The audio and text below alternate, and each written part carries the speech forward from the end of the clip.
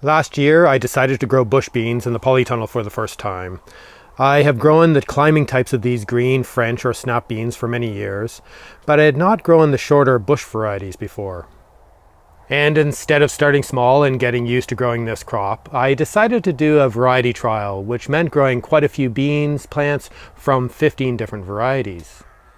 This was a lot of plants to start with, but I ended up learning a lot about bush beans, especially that they don't seem to be able to support their own weight, at least when the plants grew larger in the polytunnel. And this created an unexpected hassle in harvesting and compromised the variety trial. But this year, working from the suggestions of a bunch of different people, I built frames to support the plants, which worked really well.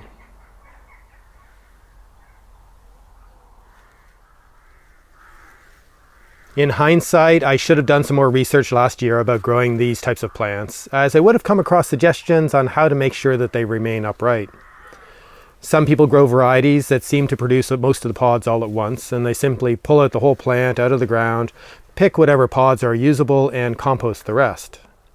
This would make things a lot easier and would work with some of the varieties that I grew, but not with the varieties that produce pods over a longer period of time. Another option would be to earth up the row of plants when they're still fairly small, relying on a mound of soil piled up around the row of stems to help keep the plants upright. Another option would be to put posts in at either end of the row and to wind twine back and forth between the plants to help support them. And a few people suggested that I use a grid of rebar or a cattle panel or some other grid that could be supported up off the ground and the plants could simply just grow up through the holes. And it was a variation of this option that I ended up trying this year. I felt that the rebar grid would be too heavy and a bit expensive, and the cattle panels that people use in other countries don't seem to be available here in Ireland. But I did have some damaged Harris fence panels, which are usually used for security around construction sites. I've had a bunch of these fences, which have been abandoned because they were already starting to break up at the joints, that I realized I could repurpose into something similar. I have used them for a number of years to help support runner bean plants in the gardens and as temporary windscreens, but they were gradually falling apart and my efforts to reinforce or repair the corners didn't work out. And I figured I could remove the wire mesh from the pipes and to cut them to size with an angle grinder. And I could cut out some of the wires to create larger holes for the plants to grow up through and for me to be able to get my hands in for harvesting. The first task was to dismantle the panels, which was a bit difficult as I wanted to use the full height of the welded wire mesh, as this would fit nicely with the size of the standard planting bays in the polytunnel. I tried a few options, but found that the small weld that fixed each wire to the pipe could be broken off with an old screwdriver and hammer, and it was a lot easier on my hands if I used a pair of fencing pliers to hold the screwdriver. It took a bit of time to break each of the welds, but in most cases the wire came off fairly cleanly. Instead of cutting these panels into flat sheets that would have to be supported on pegs or posts, I decided to cut the panels quite a bit wider and to bend down the sides so that they would be self-supporting, and so that they would also stay more rigid across the span and would be less likely to sag. I created larger holes by cutting 2 out of every 3 cross wires on the top of the panel with an angle grinder, and I cut out 2 wires to create bigger holes on each side so that I could reach my hand in from either side when weeding and harvesting. I wanted the width of these panels to be as wide as the typical beds in the gardens, but I wasn't so sure how high off the ground they should be. But I cut the panels to what I figured would be an appropriate size, which allowed me to get 2 pieces out of each fence and to stay away from the damaged end of some of the metal mesh. I left stubs of wire along the sides that would be able to stick into the soil to help hold the panels in place. And once it was all cut to size, I used a piece of wood to help me bend the sides up, and once flipped over, the support frames were ready to use. And with a bit of adjustment to the sides, the frames could be stuck together for storage. The idea was that these panels would simply be placed over the bed of plants when they were quite young, and as they grew, the plants would naturally find their way up through the holes and be supported. And with most of the batches of beans, I got the frames cut in time to simply place over the developing plants, and the extended wires at the base stuck into the soil to keep it in place. But with the busy summer, I didn't get around to making all of the panels until some of the plants were already too large. With these batches, it took a bit of care to slowly lower the frame over the plants while working to help the leaves up through the holes. But as the plants continued to grow, they naturally came up through the holes, and I was pleasantly surprised how well it all worked for keeping the plants upright. This made harvesting a lot easier and faster, and I was able to find almost all of the pods. And because it was all easier, I ended up harvesting more frequently, and I was able to pick most of the pods when they were at their best quality. When the plants fell over with a crop last year, a lot of the pods ended up touching the soil, causing a fair amount of damaging rot, and increased the amount of mildew in the leaves, stems, and pods with a lack of airflow between the plants. And I also damaged quite a few plants by lifting and moving them in search of the pods. This year, none of the plants were damaged, all of the pods were kept off the soil, and were a lot cleaner and easier to harvest, and there was a lot less mildew. There was some mildew with a few of the varieties, but that was more due to the humid conditions in the polytunnel and the susceptibility of that variety rather than poor support of the plants. And the wire frames kept the huge courgette or zucchini plants in the adjacent bed from invading the space of the beans. The bush bean trial last year was with 15 different varieties, and I sowed each of the plants farther apart than usually recommended as I figured they would get quite a bit bigger in the polytunnel.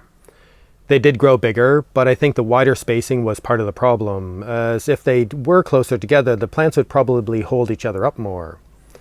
This year I planted only 10 of the varieties, giving each set 2 meter section of the side bed of the polytunnel.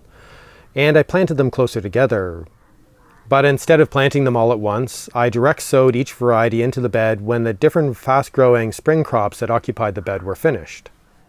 This staggered sowing isn't ideal for comparison purposes of the variety trial, but it fit in better with the availability of the beds in the polytunnel, and I didn't want the beans to be ready to pick all at the same time.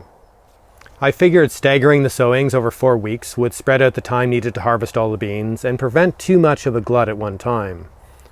Apart from the different sowing dates, the frequent harvesting of all the pods and no damage to the plants made it a much more successful trial of the different varieties this year and allowed me to get a much better understanding of the differences between these plants, which is what I was looking for. In order to ensure that I have enough fresh seed from each of the varieties in case I wanted to grow them again next year, I decided to leave all of the pods and a few of the plants for seed saving at the end of each section or variety. This created a bit of hassle when the other plants from the variety were finished, and I wanted to remove them in order to sow a replacement crop. It was a bit of a hassle removing the plants without moving the support frame, as I didn't want to damage the plants still growing the pods for seed saving. But there was enough space to clear everything out and to prepare the beds and to sow rows of lettuce for a cut-and-come-again crop after the beans.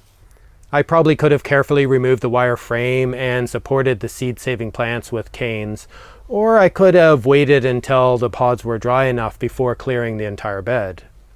And in the future, I'll probably not save seeds from the same batch like this in order to avoid this kind of complication. But the pods on these plants were dry enough to collect, and the frame could be removed before the lettuce had grown large enough for the first cut. With some of the batches that were finished earlier, I was able to move the support frames directly onto another bed where I had sown a second batch of 4 of the bush bean varieties. With these, I had decided to sow 3 rows of plants rather than 2 in order to see how much more productive the crop could be in these conditions. And these plants are growing well, starting to produce pods, and are fully supported by the wire frames. There are still 2 varieties from the first batch of plants that I have left in place to produce a second flush of beans.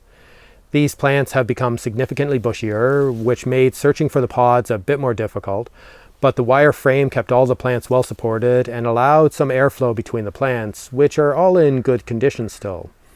And I was surprised how much was produced in this second flush of beans about 4 weeks after the last pods of the first flush had been harvested. I wasn't so sure that the investment of time and material to make these support frames would be worth it. As usual, it would have been better to make 1 or 2 of these frames to try them out this season, as these types of equipment or infrastructure don't always work out the way I hope they will. But I went ahead and built 10 of them, and overall I'm quite pleased at how well these simple support frames worked for these bush bean plants in the polytunnel. But they will only really be worth the effort if I use them for several seasons. They should last quite a few years, especially if I can keep them dry in the winter, and it helps that they're stackable so that they'll take up a lot less space in storage. Despite the success of this variety trial, I'm not sure I will continue to grow so many bush beans in the polytunnel like this, as I find the climbing varieties are much more productive and easier to harvest. But we have had some success in growing them in the outside garden, so I think next year I might try a variety trial of bush beans outside, and these support frames will come in handy again. But I think they will only be really worthwhile if they can be used with other crops at other times of the year, including perhaps using them to support fleece or other kinds of crop cover to keep the material up off of low-lying plants at colder and windier times of the year. I think the frames may also work well to support some herbs like basil, or when seed saving from some of the leafy greens like rocket, to keep the tall stalks of seeds off of the ground. They might also be useful for growing pickling cucumbers, where the vines can grow over the top of the wire mesh and the cucumbers can hang down below for easy harvesting. And they could be useful for growing determinate tomato varieties, where the fruit on the sprawling stems could ripen without coming into contact with the soil.